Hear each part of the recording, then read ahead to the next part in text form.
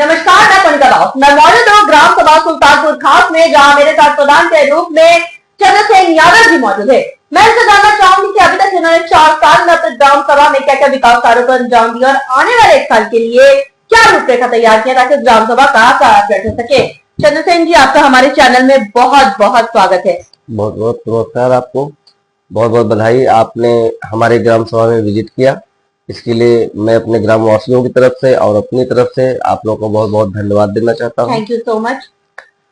आज आपके द्वारा जैसे आपने सवाल किया है कि आपने क्या क्या किया, तो 3.5 साल लगभग बीत चुके थे कार्य को। अभी जो कार्य हुए हैं जिसमें से नाली, रोड, खड़िंजा, इंटरलॉकिंग, प्लस उसके अलावा विद्यालय में सुंदरीकरण का कार्य, शौचालय का कार्य, पंचायत भवन का पूरा लेखा जोखा पूरा समेटने वाला कार्य, और प्लस उसके अलावा हमारे ग्राम सभा में सबसे बड़ी समस्या जो थी उस समय जब हमको जनता ने प्रधान चुनकर भेजा, मनरेगा का कार्य नहीं किया जाता था, कोई प्रोग्रेस नहीं थी। उस प्रोग्रेस को भी बढ़ाना और उसके द्वारा रेशियो बनाकर अपनी ग्राम सभा में महिलाओं को रोजगार देना, साथ में पुरुषों को रोजगार देना, और उसके साथ साथ जो कार्य कच्चे कार्य के अलावा पर उसी मनरेगा से पक्के काम को भी निकालकर गांव के विकास में काफी योगदान कर दिया गया। आवास और शौचालय कितने कितने आवंटित हुए हैं? आवास हमारे यहाँ 60 पिछले वित्तीय वर्ष में, तो इस पंचवर्षीय योजना के पहले एक था जिसमें करीब 60 के करीब थे, और 22-23 हमारे कार्यकाल में उनको आवंटन हुए उसी, और नए अभी केवल वो गया हुआ है, क्या कहते हैं, प्रस्ताव दिया गया है और अभी उसकी लिस्ट जारी नहीं हुई है। शौचालय कितने आवंटित थे? शौचालय करीब 150 के करीब। स्वच्छ भारत मिशन में आपकी क्या राय है प्रधान जी? स्वच्छ भारत तो स्वस्थ भारत, स्वच्छता को लेकर आप अपने ग्राम सभा में क्या क्या काम करवा रहे हैं? स्वच्छता में सबसे विशेष तौर पे हमारे यहाँ नालियों का निर्माण बहुत निम्न, यानी एक तरीके से देखा जाए 100-150 मीटर के अलावा कोई नाली नहीं बनी थी। स्वच्छता को देखते हुए जो रोड पर पानी बिखराव रहता था, घरों से निकल के पानी रोड पर जाता था, उन सब को देखते हुए, साफ सफाई को देखते हुए इंटरलॉकिंग के साथ साथ में जहां भी इंटरलॉकिंग बनी है उसके साथ नालियों का निर्माण कराया, ताकि पानी नाली से होकर सीधा तालाब तक पहुंच जाए, जिससे गंदगी न फैले। दूसरा चीज, आरएसी सेंटर का निर्माण हो रहा है, कूड़ा गाड़ी खरीदी गई है, एक केयर टेकर भी रखा गया है जिससे जो कलेक्ट कर सके पूरे कूड़े को गांव ग्राम सभा से। और स्वच्छता ग्राम सभा में सबसे ज्यादा जरूरी इसलिए है कि सारी बीमारियों का जड़, अगर आपका ग्राम सभा स्वच्छ नहीं है तो बीमारियों का एक घर बन जाएगा।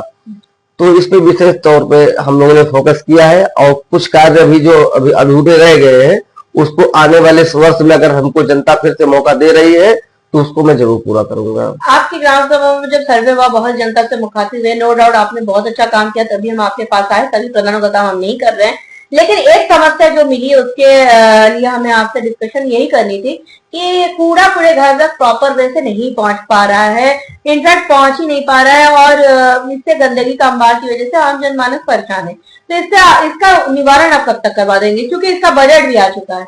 इसके लिए मैं आपसे माफी चाहता हूँ, अपने ग्रामवासियों से भी माफी चाहता हूँ, क्योंकि जिस जगह पे हमने कूड़े का आरसी सेंटर का निर्माण मैं करवा रहा था, उस जगह पे कुछ विवादित लोग, ग्राम सभा के तक टाइप के लोग जो हैं, उन्होंने काम को रुकवा दिया।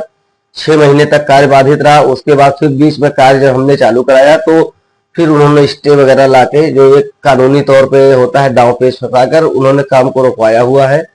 दूसरी जगह पे हमने कूड़े आरसी सेंटर बनवाने के, कचरा घर बनवाने के लिए आवेदन करवाया हुआ है नेकपाल से। बहुत जल्द ही जमीन कब्जा मुक्त कराकर उस पर निर्माण चालू करा दिया जाएगा। और ये स्वच्छता का कार्य जो अभी हमारे ऊपर आ रहा है आरोप की ये कूड़ा कलेक्ट नहीं हो रहा है, तो घर घर कूड़ा कलेक्ट हो जाएगा उसके लिए मैं आप सभी से और ग्रामवासियों से भी वादा करता हूँ। ये मेरी उम्मीद भी थी आपसे, क्योंकि आपने सारे तथ्यों पे काम किया है, तो इस पर भी आप जल्द से जल्द काम करेंगे, ये उम्मीद थी मुझे। अच्छा, आपके यहाँ जो कोटेदार लेखपाल है उनसे आप कितने संतुष्ट है? क्योंकि अमूमन ग्राम सभा में कोटेदार लेखपाल से असंतुष्टि ही देखने को मिलती है प्रधानों की। नहीं, कोटेदार जो भी है, अगर किसी के यहाँ कोई सरकार की जो मंशा है, जिस हिसाब से कार्य किया जाता है, कोटेदार उसमें अभी तो खरे उतर रहे हैं। हर व्यक्ति को राशन देना, हर जिसका राशन कार्ड नहीं बना हुआ है उनके राशन बनवाने के लिए उनसे हमने कहा है, तो कभी भी किसी व्यक्ति का उन्होंने आज तक ये नहीं हो सकता कि हाँ अगले व्यक्ति को राशन ना मिला हो। और हाँ, वो क्या कहते हैं, कार्ड वो भी उन्होंने बनवाया है। ये चीजें हुई हैं। जी जी।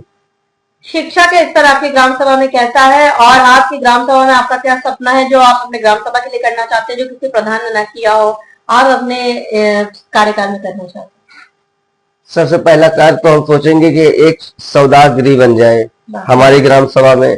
ये बहुत अति आवश्यक है, क्योंकि हम लोगों को यहाँ से 35 से 40 किलोमीटर दूर हमको जाना पड़ता है प्रयाग या फाफामऊ या फिर दारागंज, जो हमारे ग्राम सभा से दूरी काफी 35 से 40 किलोमीटर की दूरी पड़ता है। उसमें काफी गरीब जो व्यक्ति हैं उनके लिए आय का साधन न होना बहुत ज्यादा दिक्कत कर जाता है। और अगर हमारी ग्राम सभा में ये चीजें रहेगी तो जो भी शव यात्रा में शामिल होने वाले ग्रामवासी हैं उनके लिए भी सहूलियत हो जाएगी, हमारे लिए भी सहूलियत हो जाए, और जिनके यहाँ अगर ये घटना घट जा रही है उनके लिए भी सहूलियत हो जाएगी।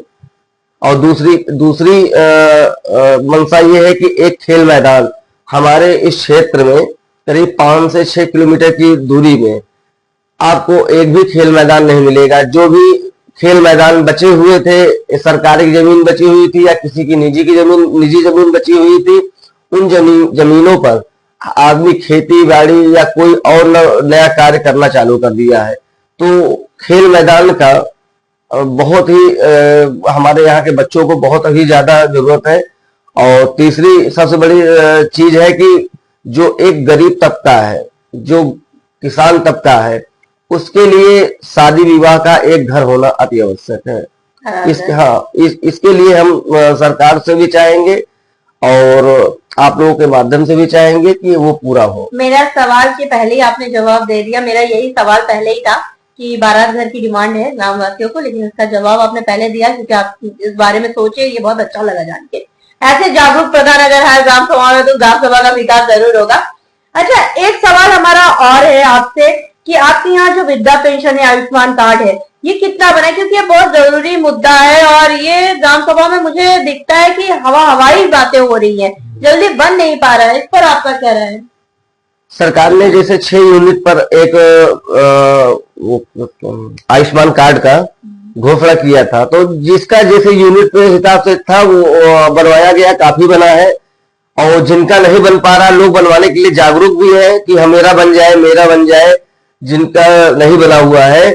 मगर अब उस पर जो एक बाउंडेशन है सरकार की कि किस तरीके से वो बन सकता है, उस बाउंडेशन के हिसाब से अभी लोगों का नहीं बना है। अगर अभी बनना चालू हो जाए, हर व्यक्ति का बनना चालू हो जाए, तो कल क्या 1-2 हफ्ते में पूरे ग्रामवासियों का बन सकता है। स्वास्थ्य की मैं बात करूं तो हमारे उप मुख्यमंत्री ब्रजेश पाठक जी स्वास्थ्य मंत्री हैं, स्वास्थ्य प्रति काफी जागरूक भी है। तो स्वास्थ्य को लेकर आपने क्या क्या रूपरेखा तैयार की अपनी ग्राम सभा के लिए? स्वास्थ्य में हमने अपने कार्यकाल में 3 आशाएं बहुओं का चयन करवाया। आशा बहुएं जो हैं वो घर घर जाके अपना स्वास्थ्य के बारे में जो लोग जागरूक हैं उनसे मिले जुले हुए हैं, उनके प्रति काफी कार्य देख रही हैं। टोटल हमारे यहाँ 5 आशा बहुएं हैं इस समय इतने। और दूसरी चीज आंगनबाड़ी भी है। जहाँ आंगनबाड़ी बहुएं हैं, आंगनबाड़ी सखियां हैं, उन जगहों पे कैंप भी लगता है। हफ्ते में टीकाकरण का हुआ या कोई और चीज का हुआ, वहां भी लग रहा है। आशा बहुओं के यहाँ भी लग रहा है, हफ्ते में एक बार कैंप लगता है। और दूसरी चीज है कि हमारे यहाँ आंगनबाड़ी ना होना, हमारे 5 आंगनबाड़ी होने चाहिए, जिसमें से मात्र हमारे यहाँ एक आंगनबाड़ी है, वो भी प्राथमिक विद्यालय के अंदर ही है। सरकार से आप और किस तरह की मदद चाहते हैं कि आपकी ग्राम सभा का विकास हो सके, और आम जनमानस से आप क्या कहना चाहेंगे कि इस बार आप चुनावी मैदान में किस किस रणनीति के साथ उतर रहे हैं? रणनीति बताई नहीं जाती, मगर गांव का विकास हो, गांव खुशहाल रहे, गांव की जनता खुशहाल रहे, उसी में हमारी भी खुशी है और गांव की भी खुशी है। और सरकार से क्या मांग कर रहे हैं? सरकार जो भी रहेगा, सरकार जो भी योजनाएं चलाएंगी उस पर कार्य किया जाएगा, उस पर मेहनत की जाएगी। और सरकार से चाहेंगे कि आवास के प्रति, जैसे नगरीय क्षेत्र में 2.5 लाख रुपए आवास के लिए आवंटन होता है और ग्राम सभा में 1,20,000 रुपए होता है, ये 2 तरीके का भेदभाव ना किया जाए। सरकार से ये निवेदन है और आपके द्वारा कि जैसे हमारे यहाँ नगर पंचायत महुआइमा है, हमारी ग्राम सभा से जुड़ा हुआ है, वहां पे एक व्यक्ति को अगर 3 भाई हैं, 3 भाइयों में अगर नीचे वाला भाई पक्के मकान में रह रहा है, ऊपर वाला भाई को आवास मिल जाता है तो ऊपर बन जाता है। हमारे यहाँ ग्राम सभा में ऐसा नहीं है, अगर उसने ईंट की दीवार भी जो रखी है तब भी उसको आवास नहीं मिलता है। ये भेदभाव है ग्राम वासियों के और नगर पंचायत के लिए।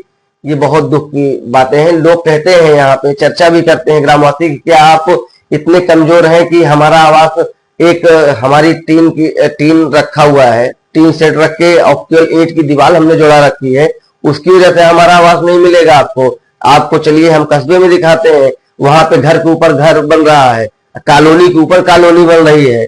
तो ये बातें हम तो समझा सकते हैं कि वो नगरी है, वो ग्राम पंचायत में है, मगर हर व्यक्ति को की बातों को देखा जाए तो ये हमारे ग्राम पंचायत के लिए बहुत ही दुखदायी है। हमारे साथ प्रधान जी मौजूद है, जिनका साफ तौर पे कहना है कि इन्होंने अथक प्रयास किया ताकि इस ग्राम सभा को नंबर 1 ग्राम सभा बनाया जाए। जैसा कि इन्होंने साफ तौर पे कहा, इनका ड्रीम प्रोजेक्ट का सपना है इस ग्राम सभा में एक बारात घर बनाना, साथ साथ खेलकूद का मैदान बनाना और एक शमशान घाट बनाना, जो कि इनकी सोच बहुत अच्छी है। ये सारी चीजों के लिए लिखित आवेदन करने वाले हैं, इसके प्रतिनिधि सरकार तक जरूर पहुंचाएंगे। जब हम ग्राम सभा में सर्वे किए थे, बहुत सी जनता को मुखातिब हुए थे, जिनका कहना था कि कुछ जगह जैसे कूड़ा कूड़े घर तक नहीं पहुंच पा रहा है, जिस पर हमने आपसे वादा किया था। गांव की कहानी प्रधान की जुबानी आप तक ले आएंगे, प्रधान की समस्याओं को भी आपसे रूबरू कराएंगे ताकि आप इनको वक्त दे। इनके पास अभी भी लगभग 8 महीने का समय है। जैसे जैसे बजट आएगा अपने ग्राम के विकास के लिए प्रधान जी वैसे वे तत्परता के साथ काम करेंगे और हमें उम्मीद भी है प्रधान जी आप ग्रामवासी की समस्याओं को इसी तरह केवल सुनेंगे, उसका निवारण भी करते रहेंगे जी। अब देखने वाली बात बस ये होगी कि ग्राम सभा को हम एक आदर्श ग्राम सभा के रूप में लखनऊ ले जाते हैं। यानी वीडियो संजय प्रताप सिंह के साथ मैं कनिका दास, उत्तर प्रदेश, लखनऊ।